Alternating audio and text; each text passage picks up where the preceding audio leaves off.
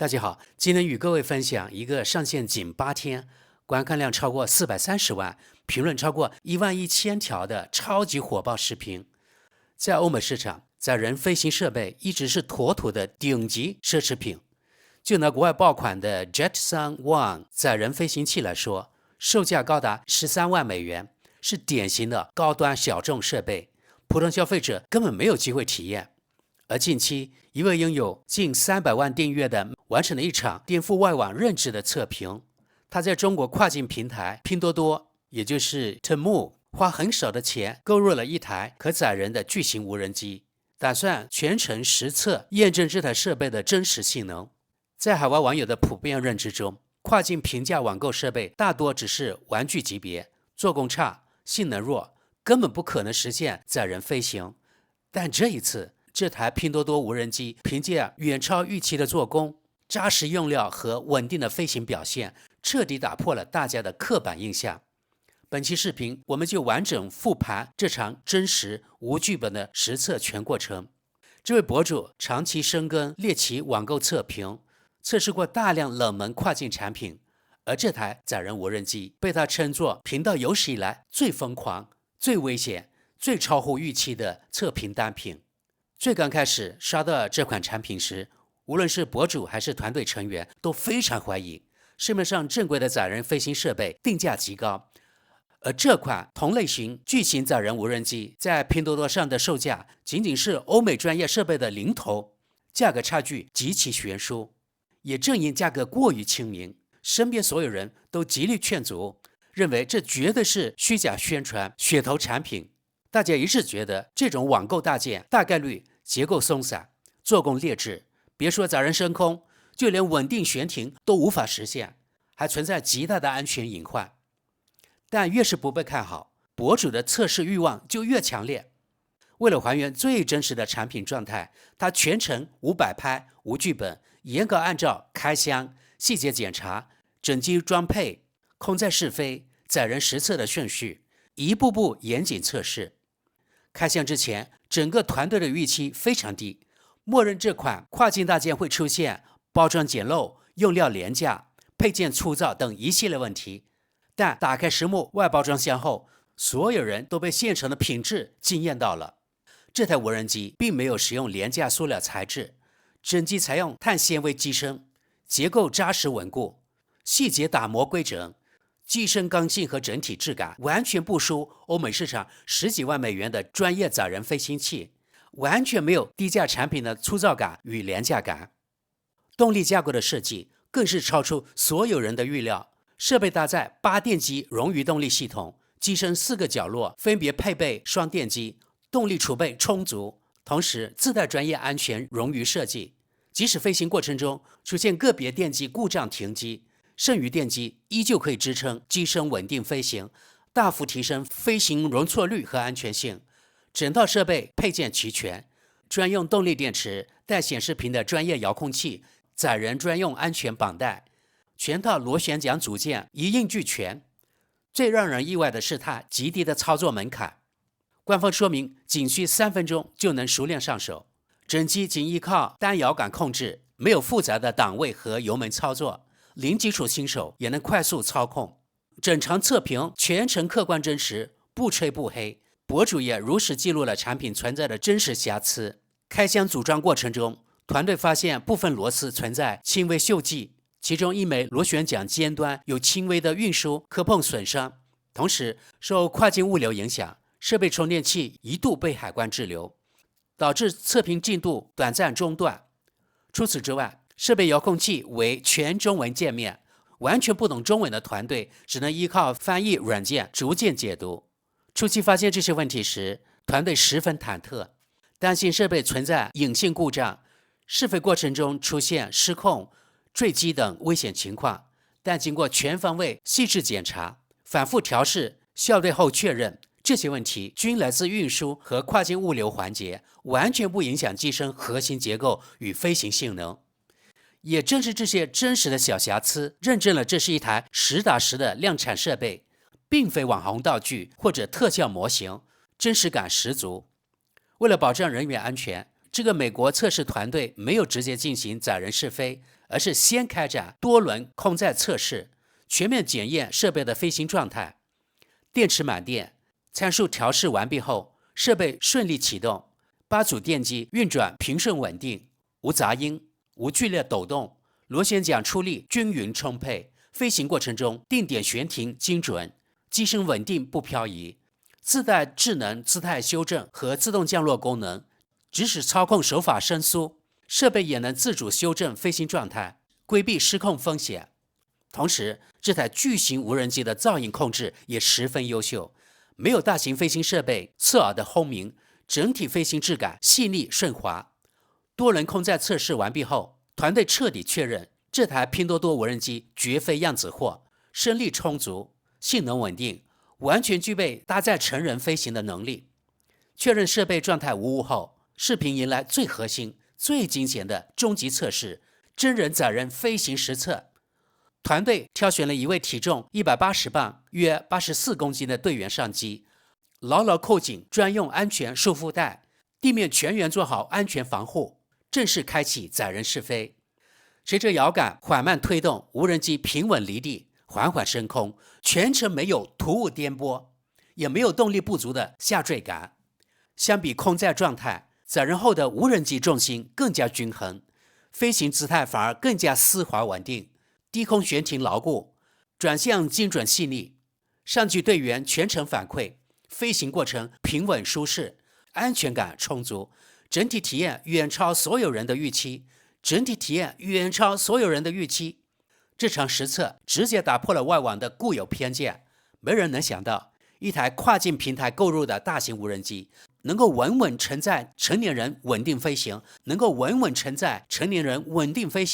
整体性能和稳定性完全经得起硬核真人测试。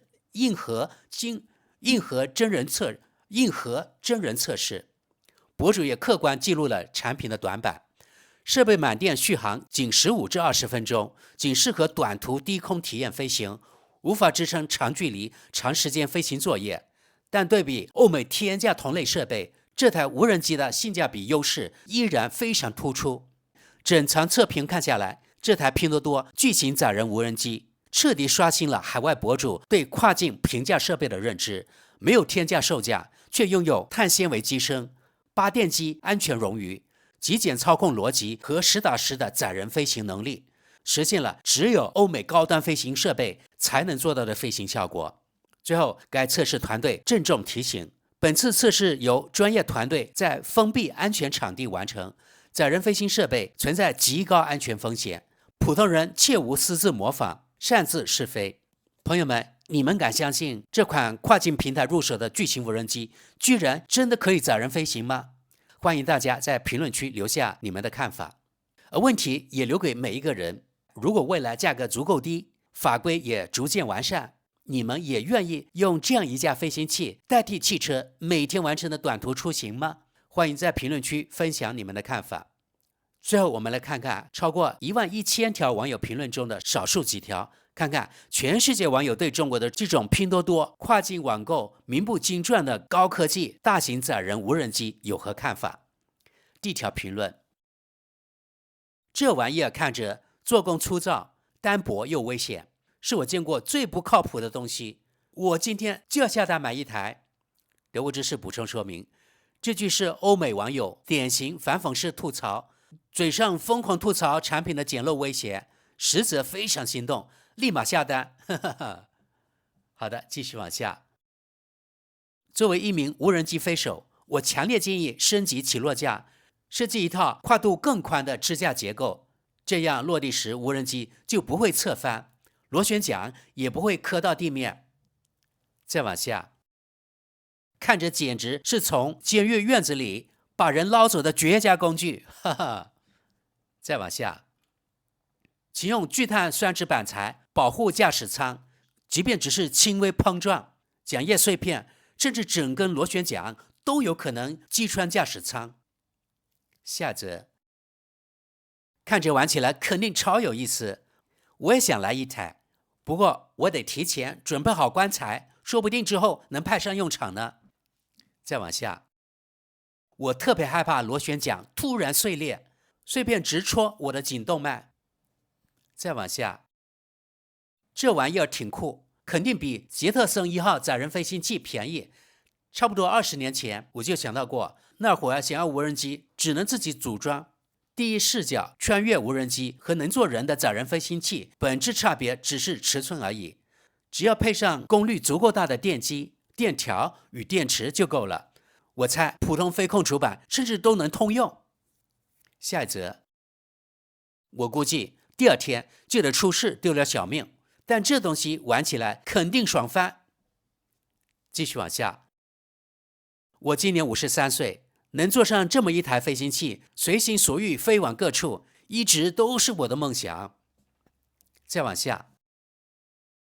哥们儿，我看过手机、电视、电脑，还有一大堆别的产品的开箱视频，但油管上所有的开箱视频里，这一支简直绝了，是我看过最棒的，做得太好，全程超精彩。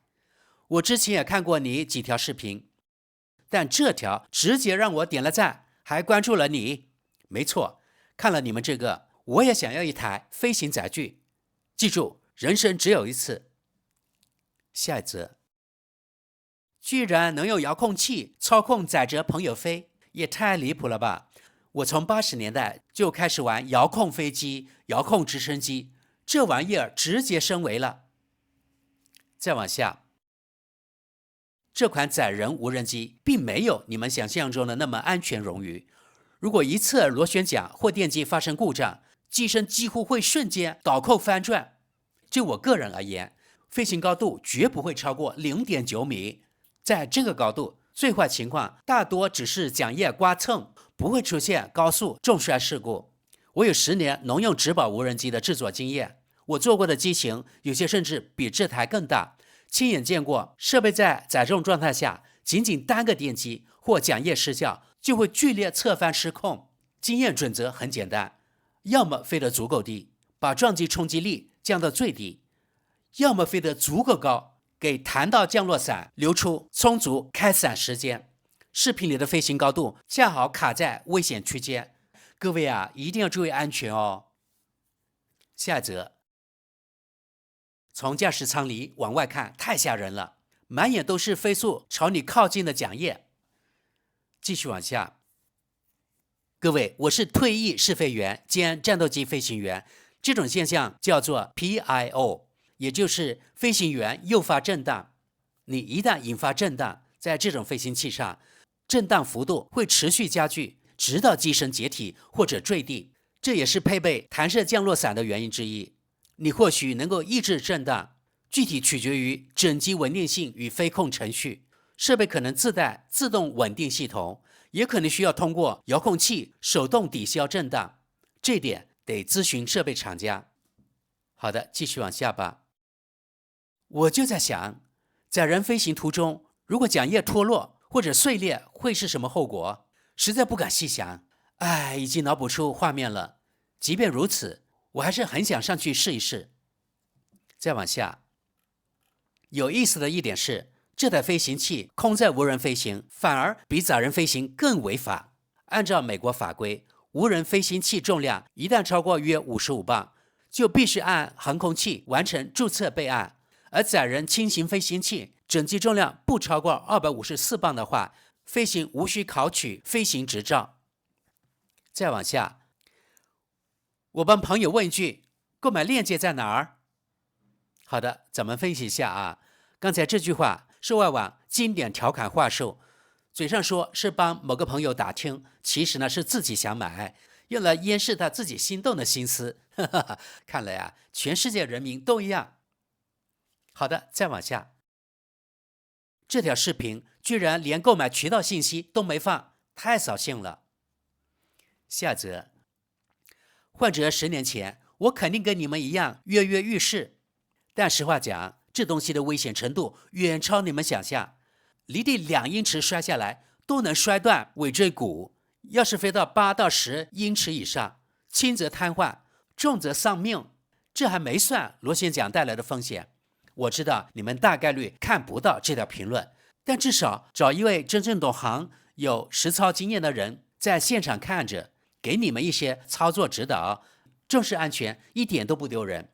兄弟们呀，我这会儿为你们祈祷，务必多注意安全，祝你们好运。再往下，驾驶舱窗户最好采用聚碳酸酯材质，这样即使螺旋桨碎裂，碎片也无法穿入座舱。好的，咱们看最后一条评论。我是一名研发飞控系统20多年的开发人员，你们根本不清楚这玩意儿有多危险。